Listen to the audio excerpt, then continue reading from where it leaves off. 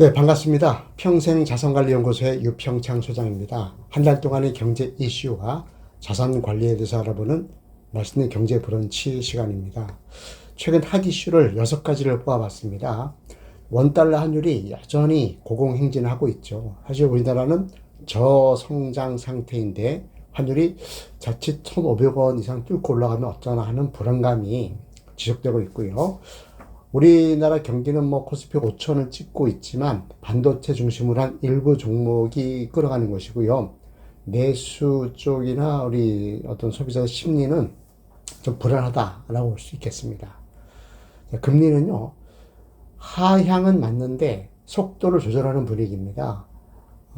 미국이 금리를 많이 못 내리고 있으니까 우리도 거기에 연동이 되어 있는 것도 있지만 금리를 내리게 되면 환율이 더 높게 뜰 수 있죠. 즉 원화 가치가 떨어질 수가 있기 때문에 고민이 많은 것 같습니다. 유럽 경기는요 둔화되고 있고 고용 부담도 큰 것 같습니다. 그래서 물가 상승도 예의주시하고 있다라는 거고요. 최근에 안전자산 선호 현상이 더 강해지고 있는 것 같습니다. 금값이 폭등 폭락을 거듭하고 있지만 과거에 비해서는 매우 높은 상태에 있는 것이고요. 미국 달러라든가 스위스 프랑 같은 안전 통화를 선호하고 다른 통화를 좀 리스크를 회피하는 이런 현상을 보이고 있습니다. 2026년도의 글로벌 물가 전망은 IMF가 전망했을 때 보면은요, 물가가 내려가긴 하는데 천천히 내려갈 것이다. 따라서 물가가 많이 내려가지 않기 때문에 금리도 많이 내리지 못한다. 특히 일부 급진적인 분들은요, 금리를 올려야 되는 거 아니냐, 이런 얘기 하는 분도 일부 있습니다.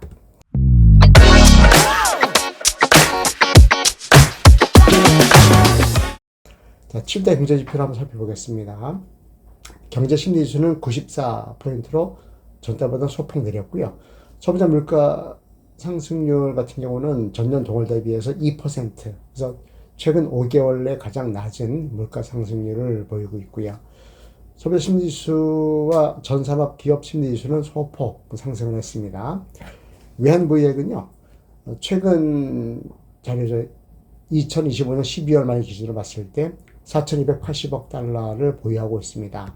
외환부유액은요, IMF라든가 일부 어떤 경제 전문 단체에서는 우리나라 같은 경우는 8천억에서 9천억 달러 정도를 갖고 있어야지 안정적이다, 이런 얘기를 하고 있는데, 지금 미국에 보내줘야 될 그 달러가 2천억 달러가 예정돼 있고요. 그리고 수출 기업들이 벌은 달러를 환전을 잘 안 하고 있기 때문에 서울 외환시장에는 달러 공급이 잘 안 되고 있는 상태에서 서학금이라든가 국민연금 운용하는 방식으로 봤을 땐 해외 투자를 더 많이 하고 있거든요.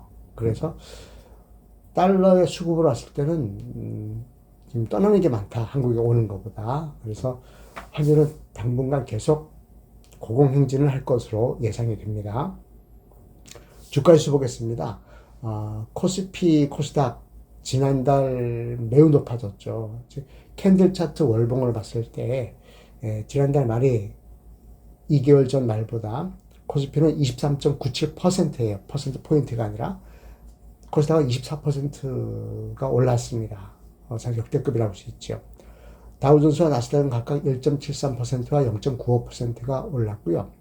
상해 종합과 홍콩 항생도 각각 3.76과 6.85%가 올랐습니다. 전반적으로 유동성의 힘을 받아서 그런지 몰라도 주가는 좀 상승 무드에 있는 것 같습니다. 금리 보겠습니다. 지난달 평균으로 봤을 때 3년 만기 국고채 수익률이 3.044%입니다. 소폭 오르긴 했지만 3% 초반, 거의 3% 저스트에 머물고 있는 상태인데 살짝 올라가는 느낌도 있습니다. 저축은행 예금금리도 2.95%로 소폭 올랐고요. 대출금리를 결정하는 코픽스 금리도 잔액 기준이 2.84%, 신규 취급액 기준이 2.89%에서 아주 소폭 상승을 했습니다.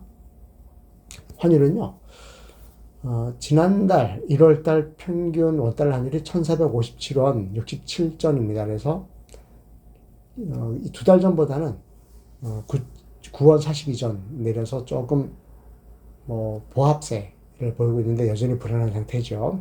통화량은요, M2 총통화죠. 지난달 증가율이 4.8%였고요. 투자자 예탁금은요, 94조로 해서 중폭 강세를 보이고 있습니다. 지난달 평균 얘기하는 겁니다. 코스피 주가의 예금도 지난달 평균이 14조에서 27조로 아주 대폭 올랐습니다. 주식형 펀드 잔액도요, 지난달이 226조인데 그 전달에 비해서는 뭐 거의 22조 정도 중폭으로 올랐습니다. 원자재 보겠습니다. 두바이유, 우리가 가장 많이 수입하는 원유죠.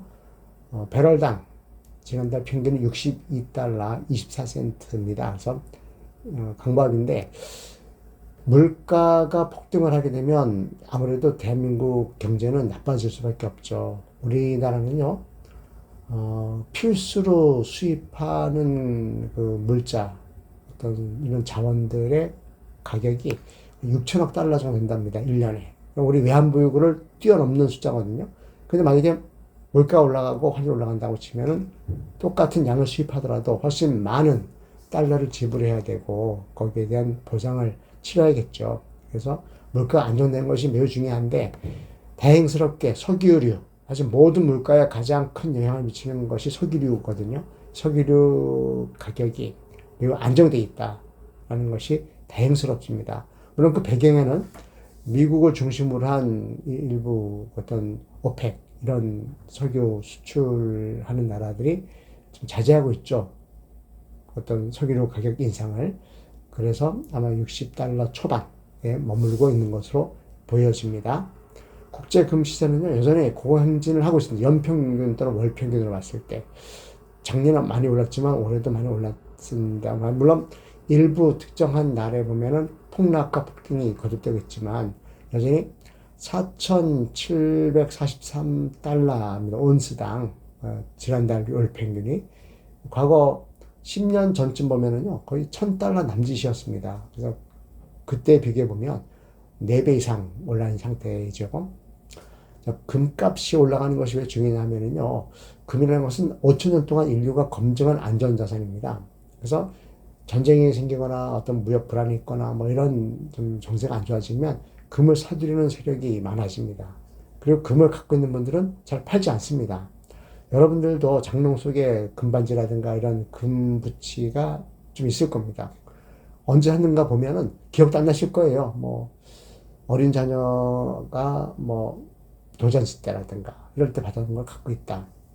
뭐 그런 경우 많이 있기 때문에 수요는 있는데 공급이 잘 안 되는 이런 현상 때문에라도 그런데 중국이라든가 일부 나라들이 이 안티 미국, 즉 달러에 대한 기득권을 좀 거부하는 형태로 금을 사 모으고 있죠. 특히 국가 차원에서 중앙은행을 중심으로.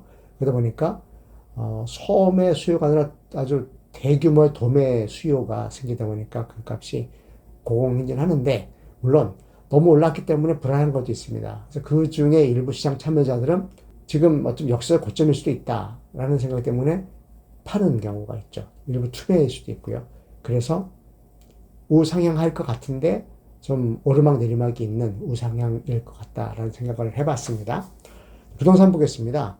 아파트 매매 가격 지수가요, 지난 3개월 연속으로 보면 0.4%, 0.34%, 0.27%, 0.3% 이렇게 소폭 오름세를 보이고 있습니다. 아파트 전세 가격 지수도 마찬가지예요. 아파트 전세 가격 지수는 지난 3개월 연속으로 보게 되면 0.24%, 0.33% 그리고 지난달은 1.38% 상당히 높은 규모로 좀 오름세를 보이고 있습니다. 아무튼 이번 달 한 달도 성공적인 자산 관리 하시기 바랍니다. 수고하셨습니다.